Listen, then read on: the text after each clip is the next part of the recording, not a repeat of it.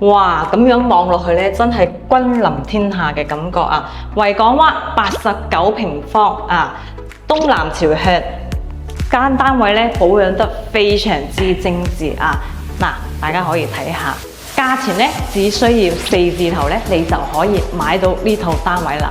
有興趣嘅朋友就接落嚟睇我呢條視頻啦。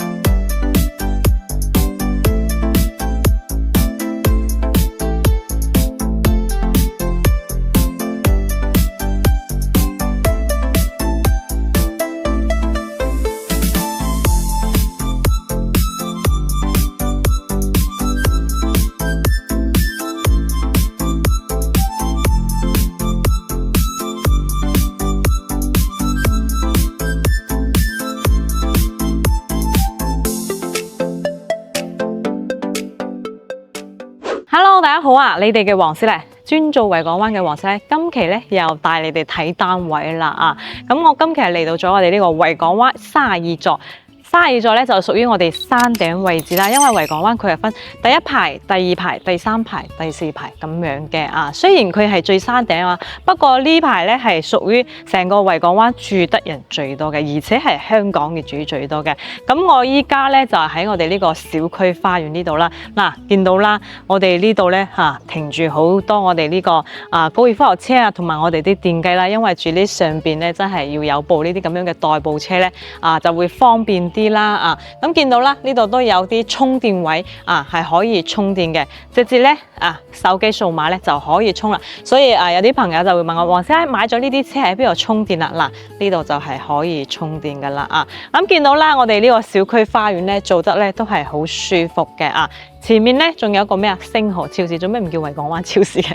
不過見係佢係冇 call 嘅，應該係啲業主買翻嚟自己去玩嘅咁我今期係帶大家睇一套89平方嘅高層風好窗嘅單位，真係君臨天下嘅感覺呢個業主咧係買咗套大單位依家將呢套細嘅真係忍痛割愛去出手嘅，非常之骨子你最需要買啲簡單嘅家私咧，你就可以入住東南嘅朝向價錢咧，等陣同大家講，先吊下大家嘅胃口先如果唔係，你點睇黃師奶帶大家介紹完呢套單位咧？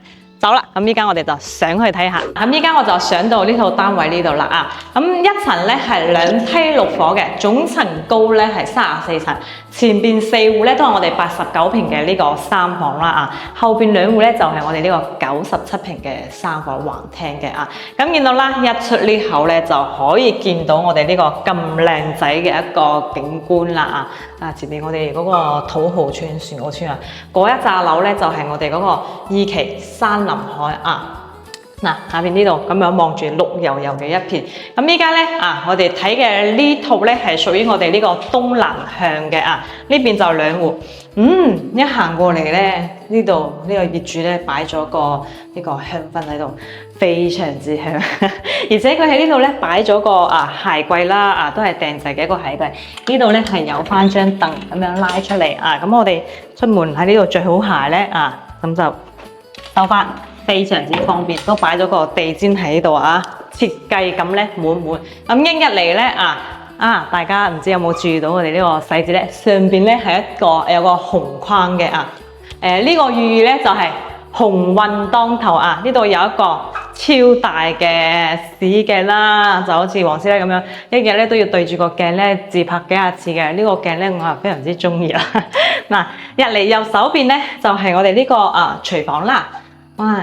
見到咩？我業主真係應該都好少煮嘅，幾新啊，一啲油煙都未，一啲油煙都冇啊。咁呢度咧係有翻個萬家樂嘅爐頭啦啊，呢度有個雙開嘅一個雪櫃，佢啲家電咧啊真係都係保養得非常之好啊！嗰度都係裝好咗一個萬家樂嘅熱水器啦啊，紗網咧都係已經裝好晒嘅。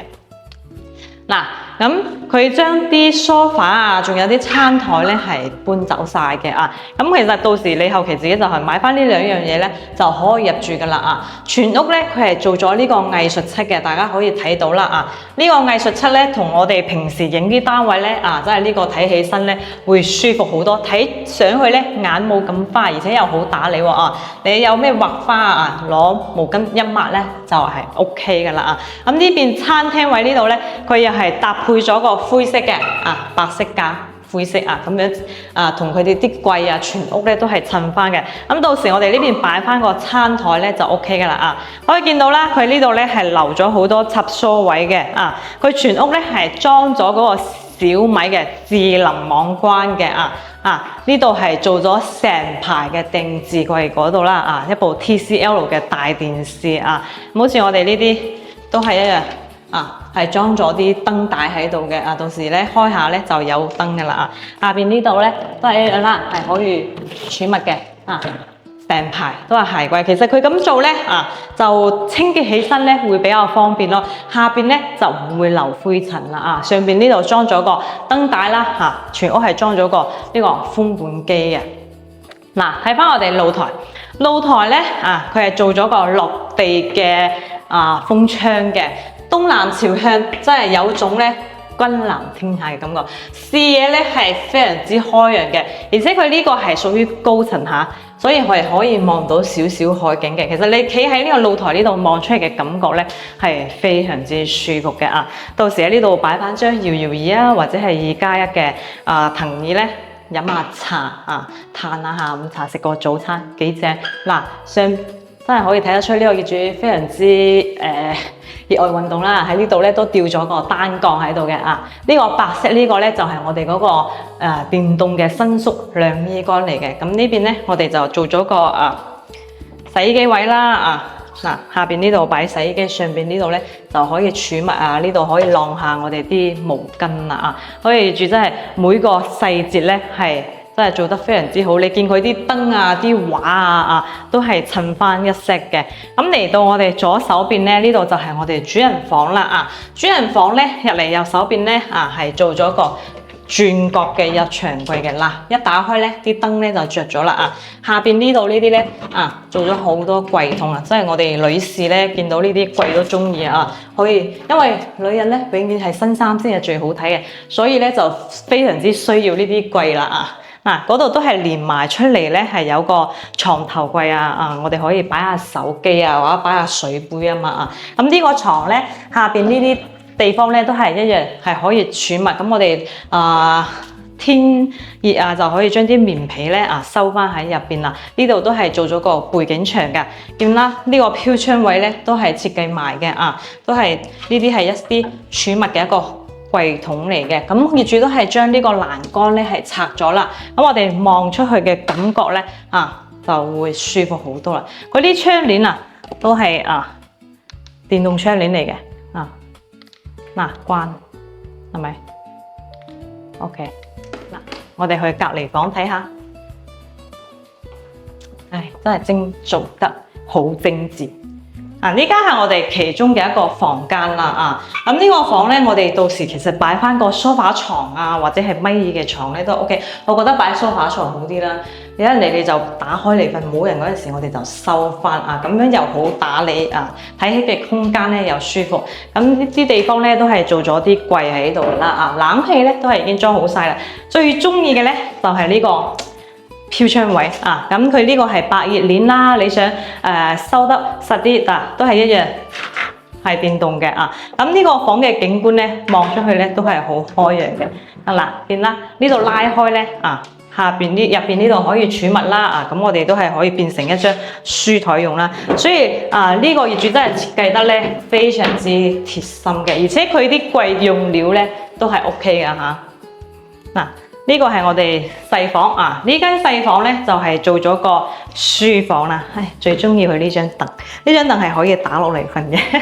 啊，咁我哋見到呢邊咧都係裝咗啲移動嘅一個插蘇啦。啊，佢啲櫃啊都係用咗個彩色去搭配咧，睇得出非常之熱愛生活嚇。嗱，真係佢呢個單位咧，你只需要買佢爭啲梳化啊，共有個餐台，仲有呢個房間嘅床咧，你就可以入住噶啦。呢個咧係我哋乾濕分離嘅一個洗手間啦。啊，連個洗手間呢度都係裝咗個毛巾架啊。咁我哋毛巾咧擺喺呢度咧，你就唔使驚唔乾嗰陣時會臭啊，或者係點樣啦。所以呢啲咁樣嘅精緻三房咧，真係非常之我哋兩公婆啊，或者係我哋單身人士自己住咧啊。